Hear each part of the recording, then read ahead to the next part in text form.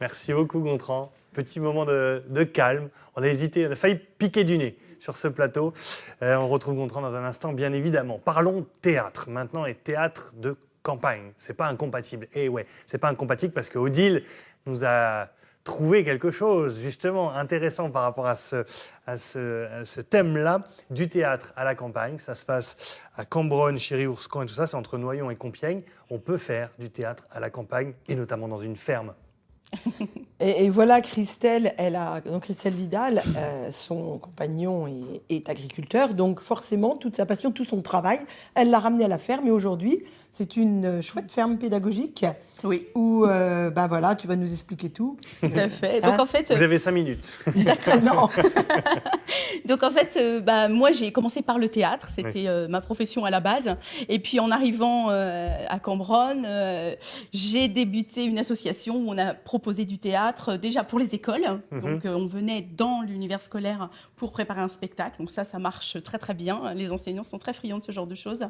Et puis ensuite on a proposé du loisir avec des ateliers toutes les semaines, puis des stages durant les vacances scolaires sur une semaine.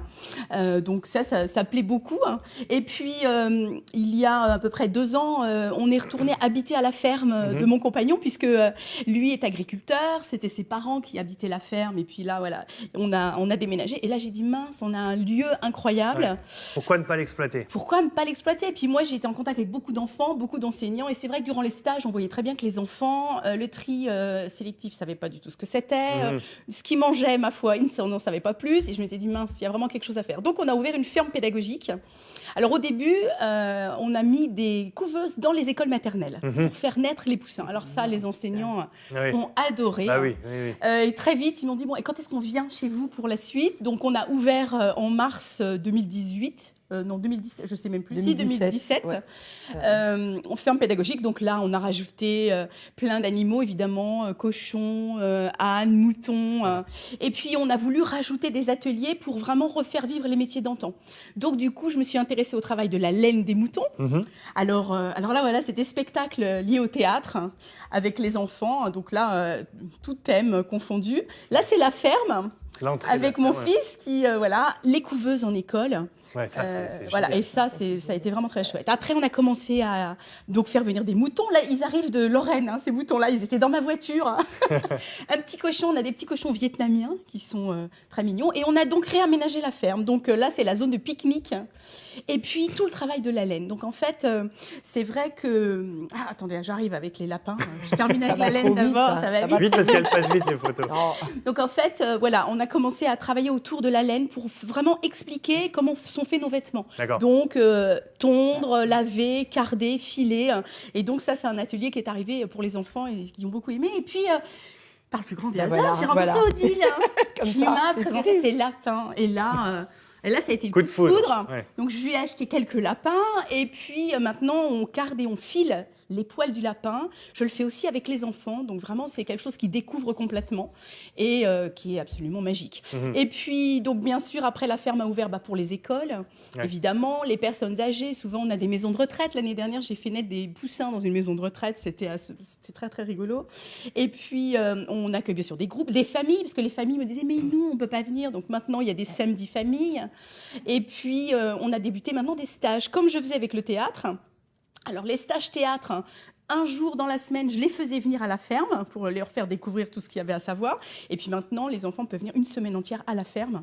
Donc pour Noël, on a des stages. Et puis, bien sûr, là, on organise un marché de Noël, parce qu'il n'y a pas de raison, sur la place du village, avec tous nos animaux, plein de jeux autour des animaux. Et puis, une véritable crèche, mais avec des lapins en plus. Voilà, c'est ça. Donc là, c'est le stage. Je crois, Christelle, oui. que c'est la première fois en 8 ans d'émission que oui. sur une chronique, je n'ai jamais eu besoin de faire une relance. Voilà. Et alors là, en même temps, Gontran nous avait endormis, donc voilà. Oh non, il ne nous avait pas endormis. Non, il nous avait bercés. Voilà, c'est ça. Et puis le petit côté rigolo pour terminer, c'est qu'en fait, avec le théâtre, maintenant, j'interviens à l'école Uni-la-Salle avec les ingénieurs en agriculture. C'est eux qui sont venus vous chercher. C'est ça. C'est eux qui sont venus me chercher parce que les agriculteurs ont des projets extraordinaires, mais ils ont du mal à le présenter vraiment au mieux. Donc j'interviens niveau théâtre pour jour, les mettre vraiment en lumière, qui réussissent à présenter leur projet. Et puis là, j'ai l'université d'Amiens, pareil, qui m'a contacté. Donc voilà, et moi aussi, je vais faire ma relance. D'accord. Hein, parce que j'avais une question, mais tant pis, je la garderai. Parce que évidemment, elle a oublié, elle devait le dire et tout, mais oui, vivez fermier dans la ferme de l'Éveil. Elle est bienvenue à la ferme et elle a aussi découvert aussi tout ce côté réseau, et c'est comme ça qu'on s'est un petit peu connus. Exactement. Je suis étonné que c'est accroché. Quand on vous connaît un peu toutes les deux. C'est vrai, c'est bizarre. Hein, il y a un truc. Puis en plus, voilà. Ma question, c'est parce que je vais quand même poser une question, c'est vous avez l'air hyper heureuse et hyper épanouie avec ce mode de vie-là à la ferme et de pouvoir vous exprimer avec le théâtre. Quand on vous voit là, on sent qu'il y a une énergie positive qui dégage de vous. Et puis, c'est aussi cette envie de partager tout ça avec les enfants, parce que les enfants, c'est quand même eux les consommateurs de demain. Et nous, on nous a élevés, on ne voulait pas savoir d'où venait la nourriture, parce que c'était tellement magique, ce côté supermarché, on avait tout sous la main. Et on se rend compte qu'aujourd'hui, ça a créé des dérives. Et du coup, pouvoir présenter aux enfants, finalement, revenir à l'essentiel, ça a un côté vraiment magique. Et quel regard vous portez sur les jeunes aujourd'hui qu'on a tendance à beaucoup critiquer avec leur dépendance au téléphone et aux tablettes, le côté un petit peu isolé, beaucoup s'inquiètent. Alors, il y a toujours un côté un peu aussi, n'aime bien faire monter un peu la sauce, mais quel regard vous portez sur ça? Moi, je trouve que tous les jeunes qu'on rencontre, ils sont quand même plutôt bien sensibilisés à tout ce qui se passe au niveau de l'écologie. Nous, quand on leur parle au niveau des animaux, etc., vraiment, ils entendent les choses beaucoup plus que les anciens. Moi, je me souviens quand je vais en mairie pour présenter les projets, quand je dis, mais alors, on va dire aux enfants qu'on mange les animaux que je présente, et les adultes, quoi, mais quelle horreur, mais c'est horrible. Et je leur dis, mais attendez, les enfants, eux, il n'y a aucun problème. Du tout. Ils le conçoivent, ça ne pose aucun problème.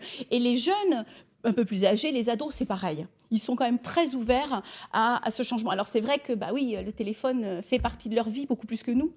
Voilà. Mais, voilà, je pense que c'est pas désespéré quand même. Très bien. Pas dans le mauvais sens, forcément. Il y a le magasin aussi. Oui. Voilà, parce qu'à Noël, elle a ses dindes et ses oies, parce que c'est bien, on les a vus naître, mais bon, voilà, faut bien aussi qu'on mange à Noël. On a été vite dépassés par le problème les écoles voulaient faire naître des poussins. Donc, c'est une vingtaine de poussins qui naissent à chaque fois.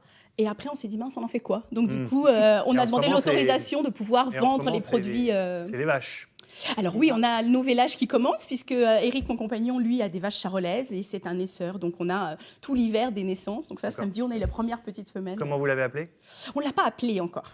Ça va venir, mais voilà. On va lui trouver un nom. Pas de souci. Ah oui. Hein? Hanso? Ouais. Hanso? Si on l'appelait, la... 9h50 le matin. Si on l'appelait Roquette, tiens, Roquette. C'est une bonne salade en plus. C'est clair. Roquette, ça vous irait ou pas? Roquette, pas de souci. C'est noté. Et voilà. Allez, yes. Nickel, Roquette, c'est mignon, Roquette. Bon, alors j'ai pas de questions pour vous, Christelle, mais j'ai reçu un super témoignage d'une Tati qui s'appelle Karine. C'est ma Texas Girl One, c'est ainsi qu'est son nom de photographe parce qu'elle fait des magnifiques photos, qui habite à 4 villages du vôtre. Et donc elle dit Axel et Clément, mes neveux, qui sont frangins, donc peut-être que vous allez les resituer. On fait du théâtre avec vous, Christelle, et grâce à vous et à vos ateliers, ils se sont relevés, ils ont vaincu leur timidité, ont découvert comment s'affirmer, ils ont été transformés par le théâtre. Donc voilà, c'est juste un témoignage, ça n'appelle pas de réponse. Je vous tenais à vous dire ce petit message que nous a envoyé Karine, qui est venue les voir jouer lors des représentations que vous faisiez. Ça vous fait plaisir. Merci beaucoup. Oui, je les connais très bien, effectivement. Clément et Axel, c'était des grands habitués. C'est une belle récompense, ce genre de témoignage. Ah oui, tout à fait. Ça prouve qu'il y a un effet vraiment tout à fait, efficace. Oui. Mais c'est vrai que tous les parents le disent. À partir du moment où leurs enfants ont fait du théâtre, on voit vraiment une différence. Il n'y a aucun doute là-dessus. Ils sont plus à l'aise. Enfin voilà, il y a plein de choses qui s'améliorent. Avec, je le précise, une première séance gratuite. Si vous voulez essayer, vous initier au théâtre et découvrir un petit peu ce pour les adultes. Et pour les adultes aussi, oui, bien sûr. Oui. Merci beaucoup. Merci à toutes les deux. Moi, j'en ai fait des années du théâtre, c'est vrai. Ah, ça m'étonne. Bon, allez, petite photo ou pas le temps? Allez, une photo, vite, ouais. Allez, deux, pas une, deux, parce que les deux sont de la même personne, de Bernadette, qui nous a...